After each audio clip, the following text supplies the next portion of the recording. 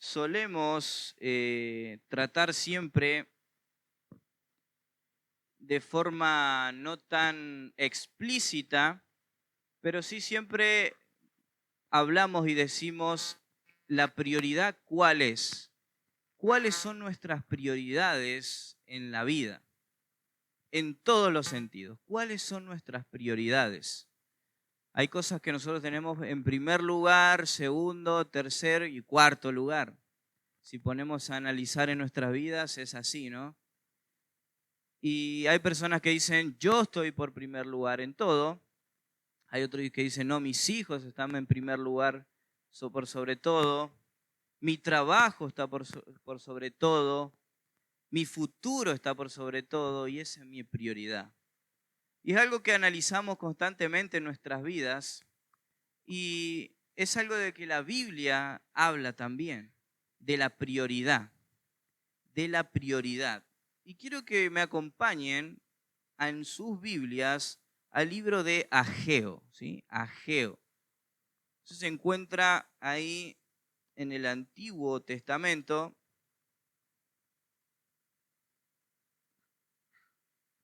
Es el profeta Ageo, ¿sí? Y déjenme contarles un poquito acerca de este profeta. Este profeta tuvo su ministerio luego de que Israel haya vuelto nuevamente de estar cautivos en un lugar.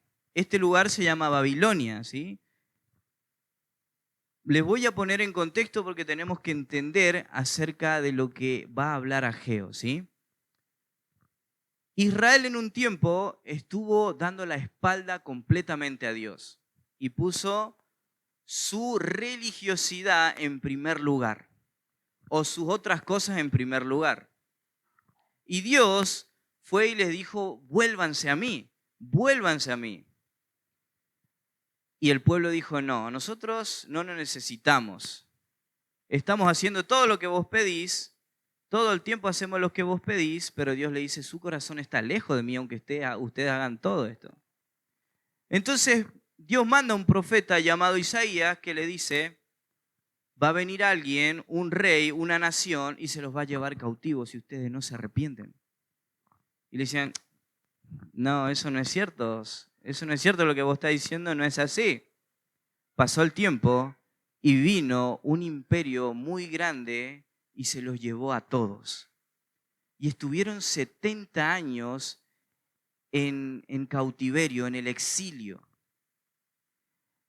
Y parecía que la esperanza ya se había terminado para el pueblo de Israel, pero Dios estaba aún con ellos ahí. Y les dijo, un día ustedes van a volver nuevamente a Israel, ustedes van a volver nuevamente a Jerusalén, a sus tierras, van a volver otra vez. Y pasó el tiempo y así fue. El profeta Isaías dice incluso cuál iba a ser el rey con nombre que los iba a sacar de ese lugar. Y para entender este profeta, tenemos que entender otro libro, ¿sí? El libro de Esdras. Y el libro de Esdras nos va a mostrar cómo este pueblo es liberado y puesto nuevamente en su tierra. Pasaron los 70 años y viene un hombre llamado Ciro, el rey de Persia. ¿Alguna vez escucharon eso en las historias de la escuela? Ciro, el rey de Persia. Y este hombre viene y conquista un montón de lugares, y en esto Babilonia, la potencia militar de ese tiempo, la potencia militar de ese entonces. Y agarra y destruye todos sus enemigos, y ahí estaba ¿qué? Estaba Israel en ese pueblo. Y había una ley y una tradición que los persas tenían, y ellos lo titulaban como la bondad persa. ¿De qué se trataba esta bondad persa? Era que todos los pueblos que eran cautivos de ellos no los mataban, sino que los liberaban y que ellos vuelvan a sus pueblos, pero le cobraban impuestos. Era una clase de bondad, no te matamos, te damos recursos incluso y vos podés ir, pero luego tenés que darnos un impuesto. Pero Dios usó esto y no solo usó con la intención de que ellos paguen un impuesto, sino que obró en el corazón de este hombre, Ciro, y este hombre, Ciro, quiso dar gloria a Dios. Y fíjense, ahí no me acompaño porque ya estamos en Ageo, pero le voy a leer lo que dice Esdras y lo que dice este hombre Ciro en cuanto a esto. Dice, en el primer año de Ciro, rey de Persia, para que se cumpliese la palabra de Jehová por boca de Jeremías, despertó Jehová el espíritu de Ciro, rey de Persia, el cual hizo pregonar de palabra y también por escrito por todo su reino diciendo, así ha dicho Ciro, rey de Persia, Jehová, el Dios de los cielos, me ha dado todos los reinos de la tierra y me ha mandado que edifique casa en Jerusalén, que está en Judá. Quien haya entre vosotros de su pueblo, sea Dios con él. Y suba a Jerusalén, que está en Judá, y edifique la casa de Jehová, Dios de Israel. Él es Dios, la cual está en Jerusalén. Y a todo el que haya quedado en cualquier lugar donde more, ayúdele los hombres de su lugar con plata, oro, bienes, ganados, además de ofrendas voluntarias para la casa de Dios, la cual está en Jerusalén. Y luego sigue y dice que Ciro le da incluso todas las cosas que Nabucodonosor, el que los llevó a Israel, a Babilonia, él les devuelve todo el oro y todas las cosas que se habían robado. Y Ciro dice, vayan pueblo de Israel y edifiquen casa para Jehová. Edifiquen nuevamente el templo de Jerusalén. El templo de Jerusalén había quedado destruido. Y Dios usó a este rey para que liberara a este pueblo. Y la prioridad de ellos, por escrito, era vuelvan y construyan el templo. Ustedes tienen que ir y hacerlo. Esa es su misión ahora. Vuelvan, les dejo libre. Les doy oro, les doy todo lo que se les robaron, incluso les doy más. Pero hagan esto, edifiquen la casa de Dios. Edifiquen la casa de Dios. Y luego ahí menciona cómo todo el pueblo vuelve y en Esdras nos da toda una lista de todas las personas que volvieron, incluso con números exactos y todo. Es un registro muy rico de todas las personas que volvieron y toda la cantidad de cosas que se le dio a Israel para que nuevamente construyan. Entonces, bueno, qué alegría, el pueblo ha sido liberado, tiene que volver nuevamente a sus tierras con un propósito, edificar el templo de Jehová. Esa era la meta. Y había no dicho solo Ciro por palabras, sino que lo escribió en un papel. Ustedes tienen que hacer esto. ¿Y ustedes piensan que esa era la mente nada más de Ciro? Era la mente de Dios, ¿sí? Dice que Dios movió el espíritu de Ciro para que diga esas cosas. Entonces esto era la voluntad de Dios, que ellos vuelvan y edifiquen la casa. Entonces empezó la construcción en Esdras. Todo lo que le estoy dando es contexto para que podamos entenderlo. Ellos volvieron y en Esdras nos dice que ellos empezaron a construir. Edificaron primero un altar, dieron sus sacrificios en agradecimiento y todos se pusieron manos a la obra.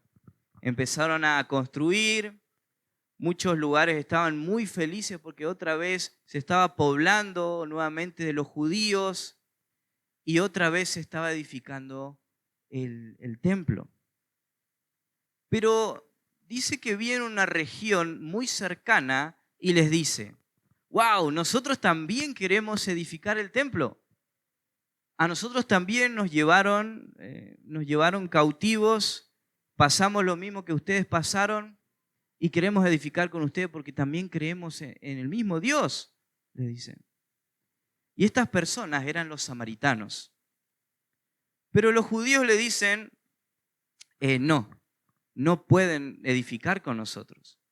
Si bien por escrito de Ciro, ustedes nos tienen que dar cosas a nosotros y las recibimos, pero ustedes no pueden edificar con nosotros, porque es una orden de Ciro que nosotros los judíos teníamos que hacerlo.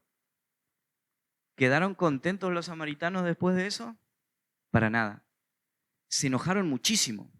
Se enojaron muchísimo al punto que pasó que ellos iban y molestaban a los judíos para que no reconstruyan el templo. Pasó el tiempo de que se estaba construyendo y se edificó primeramente los cimientos. Y en Esdras dice que la gente lloraba de felicidad porque los cimientos del templo habían sido construidos. Pero en ese tiempo Ciro había muerto en batalla y ahora había otro rey. ¿Y qué hicieron los samaritanos? Mandaron cartas escritos a este rey diciéndole, miren, esta gente está construyendo y son malvados. Y por la presión política, este rey dijo, los judíos tienen que dejar de construir, de reconstruir. Y ellos dejaron de reconstruir el templo de Dios.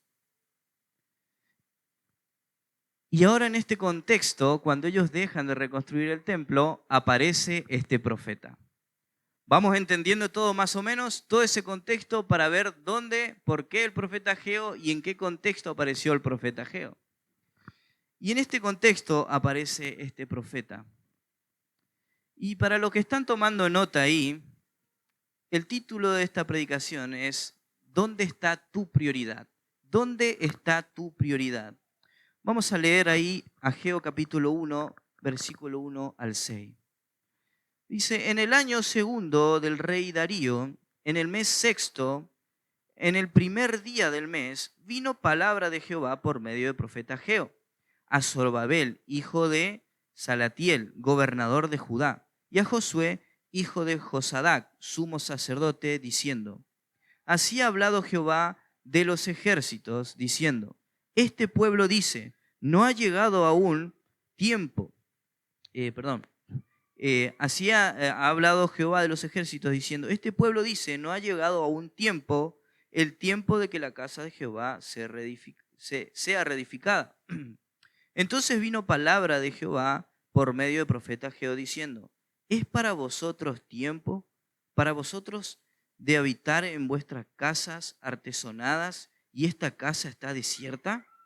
Pues así ha dicho Jehová de los ejércitos, meditad bien sobre vuestros caminos, y sembráis mucho y recogéis poco.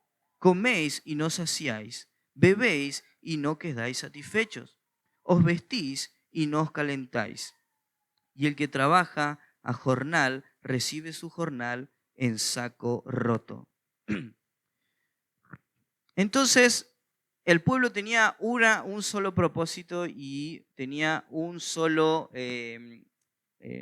sola prioridad, construir el templo. Pasaron problemas, dejaron de construir el templo. Y acá aparece el profeta Ageo. Cada vez que Dios mandaba un profeta, era porque Dios tenía que decirle algo al pueblo. Y lo que vamos a ver durante todo este libro de Ageo es que no dice el profeta Ageo dice, o yo profeta digo, sino que dice Dios. Dios está diciendo esto. Dios les habla. En ningún momento era palabra de hombre. Era palabra del profeta que Dios había... era palabra de Dios, perdón. Era la palabra de Dios por medio de este profeta. Entonces cada cosa que vemos en la Escritura es la palabra de Dios y no palabra de hombres. Y acá era la palabra de Dios que estaba hablando estas personas. Y ahí en el versículo 1 dice, este pueblo dice, no ha llegado aún el tiempo de que la casa de Jehová sea reedificada. El pueblo decía que aún no era el momento que el templo debía ser reconstruido. No, todavía no es el tiempo.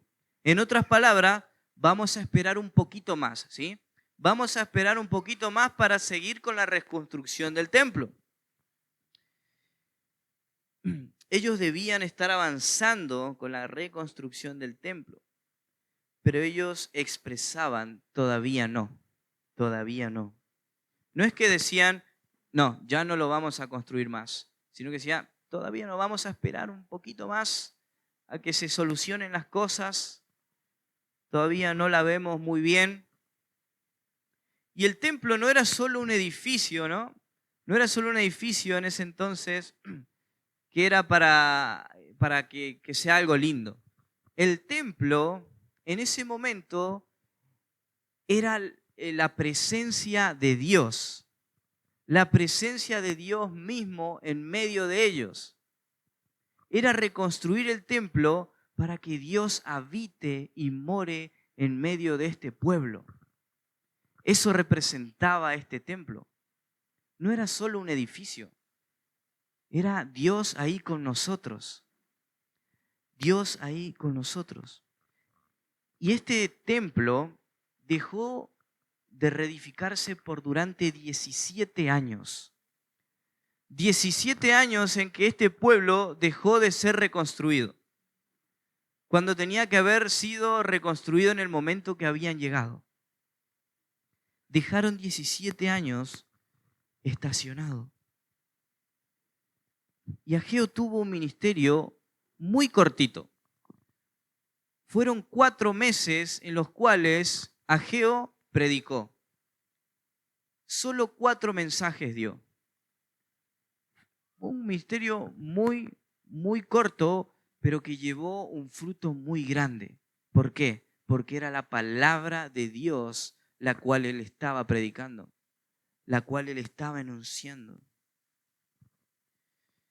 Pero vos podés decir, pero Pablo, ellos tenían excusas para dejar de reconstruir.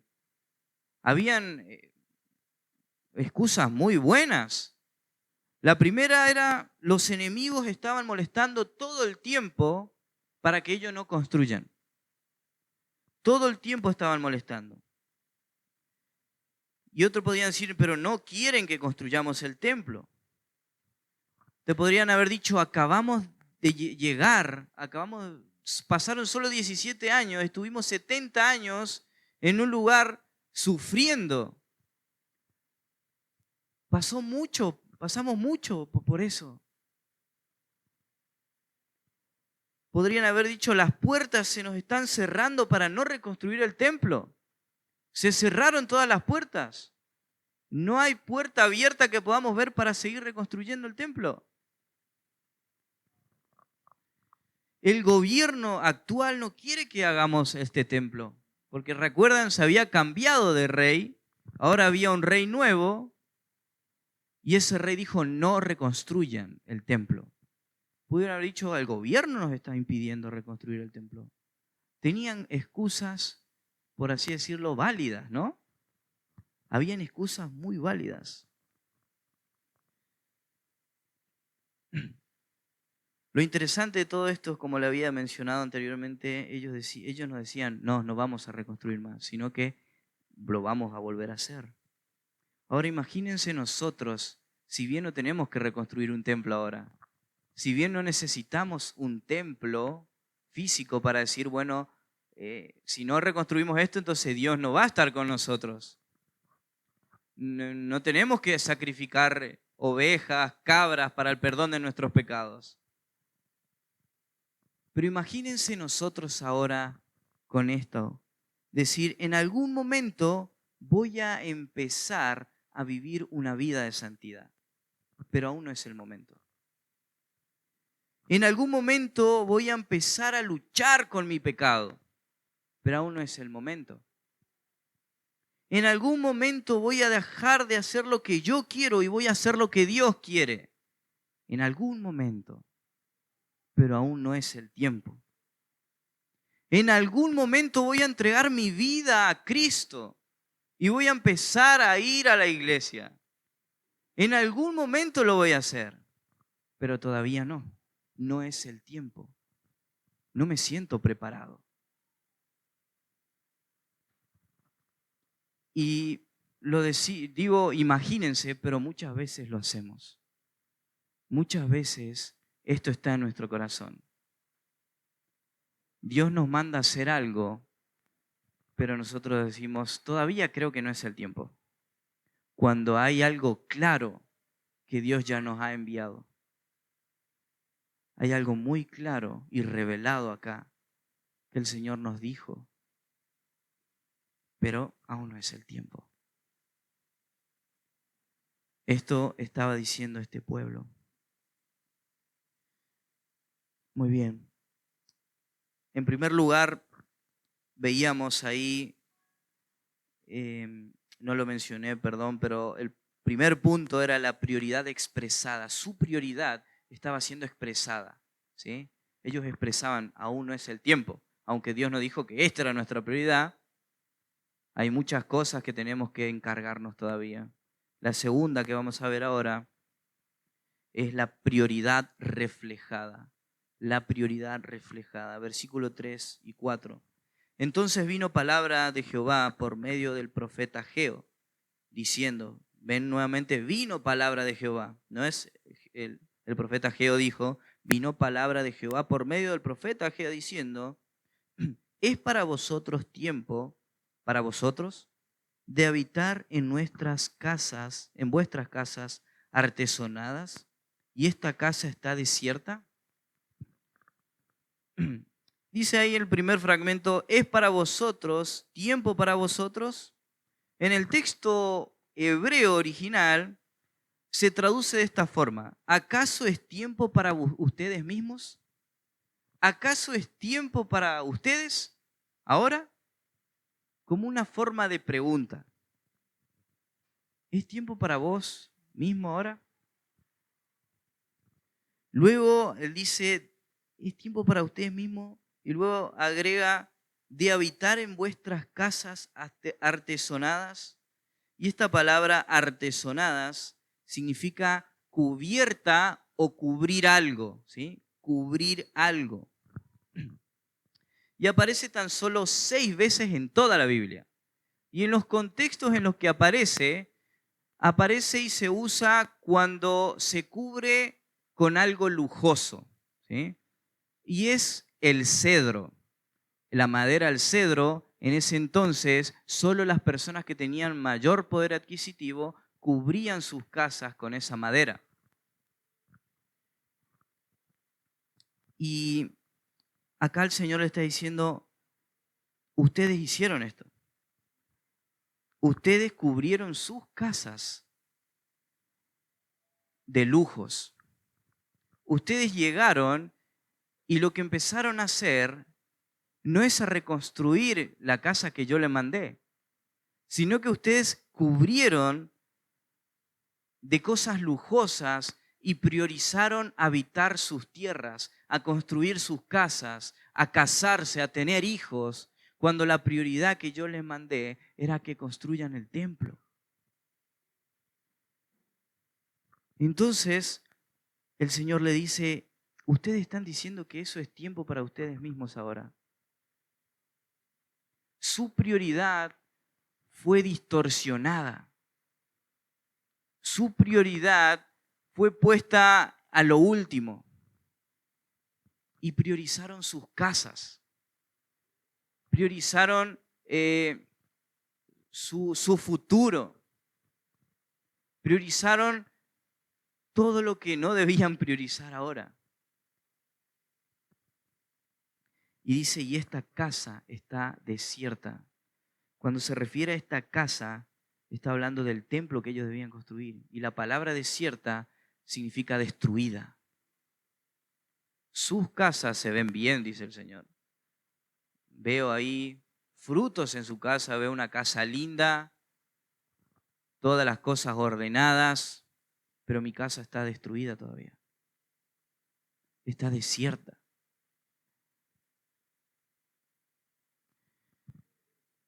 Ellos se habían enfocado más en sus deseos, en su propio progreso, su bienestar, comodidad, y no en Dios y en lo que Él quería. Si bien no hay nada malo en tener deseos, ¿no? Yo deseo comprar un auto, yo deseo cambiar el auto, yo deseo arreglar mi casa o yo deseo comprarme una casa. No hay nada malo en esos deseos, ¿no? Es algo bueno. Pero la Biblia dice que cuando nosotros ponemos un deseo por encima de todas las cosas, estamos idolatrando a esa cosa. Y cuando nosotros idolatramos, ponemos a Dios en último lugar. Y eso es lo que pasó con este pueblo. Tenían una sola cosa que el Señor le había mandado. Y ellos giraron sus vistas y dijeron, no estamos cómodos. No tenemos casa, no tenemos esto, no tenemos aquello, no tenemos lo otro. Tenemos que invertir acá.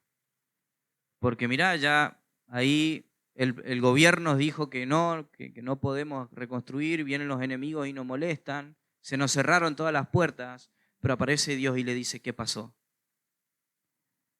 Sigan reconstruyendo el templo, aun cuando hay todas estas cosas que ustedes me plantean, aun cuando hay dificultades. Tienen que seguir con lo que yo les he mandado. Y acá era cuestión de Dios estaba siendo la prioridad de este pueblo. ¿Dios estaba siendo la prioridad de este pueblo? Claramente no. Ahora, bajándolo a nosotros, ¿cómo sabemos que Dios es nuestra prioridad? ¿Cómo sabemos nosotros de forma práctica que Dios está siendo lo primero en nuestras vidas? ¿O que no está siendo lo primero en nuestras vidas? Entonces, anotaba ahí, y los que quieren seguir anotando, ¿cómo sabemos que Dios no es nuestra prioridad? Punto A. Cuando la conveniencia personal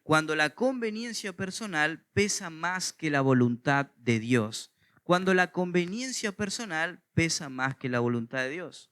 El pueblo de Israel pensó en su conveniencia primero, armar sus casas, establecerse, pero su prioridad era otra cosa. Pero ellos dijeron, no, pero nos conviene esto.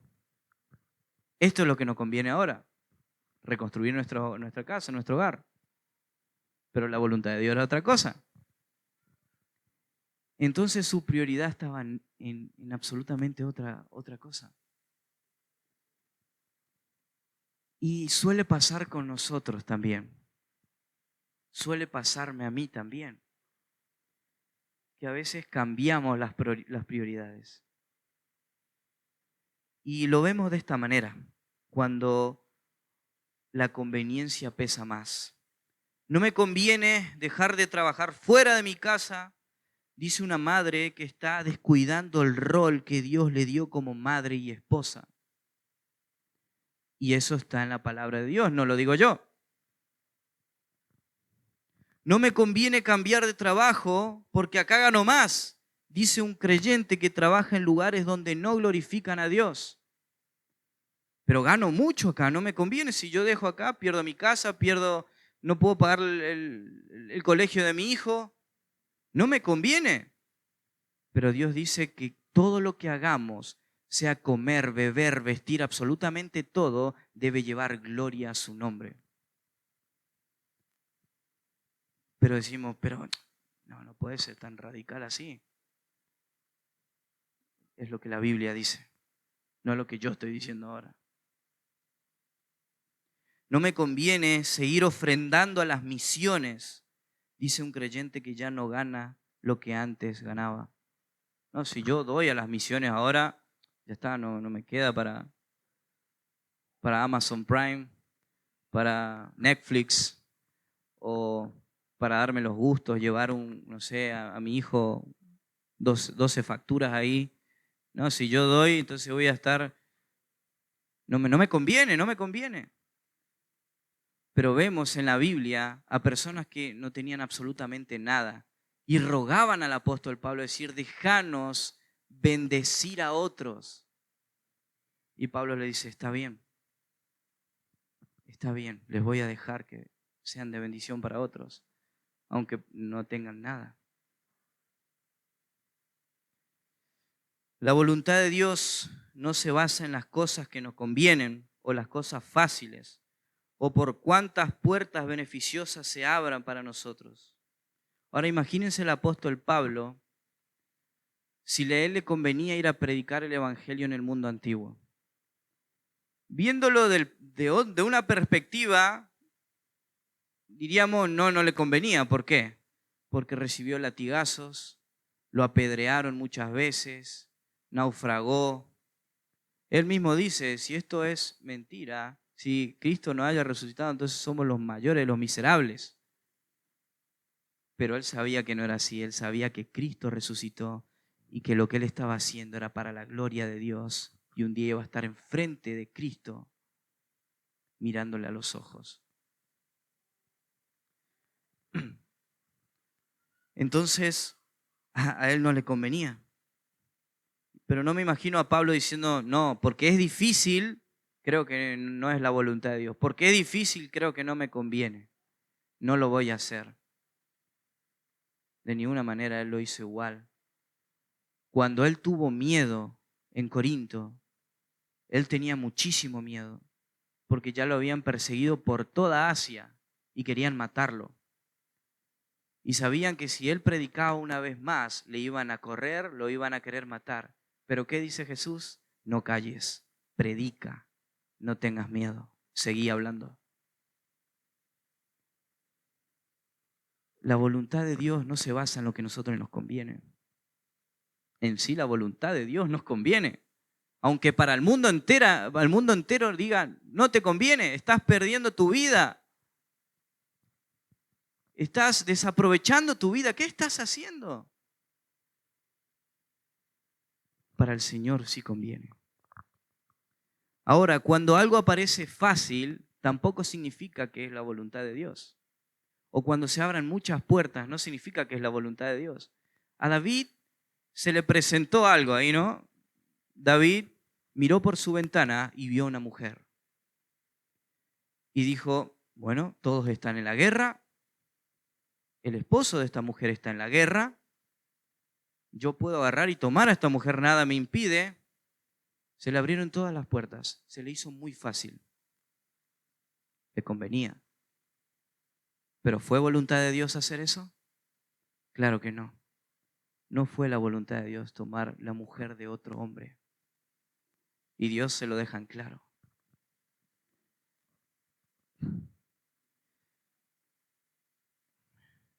Cuando las personas que tienen su conveniencia por encima de la voluntad de Dios van a decir que sos legalista o radical.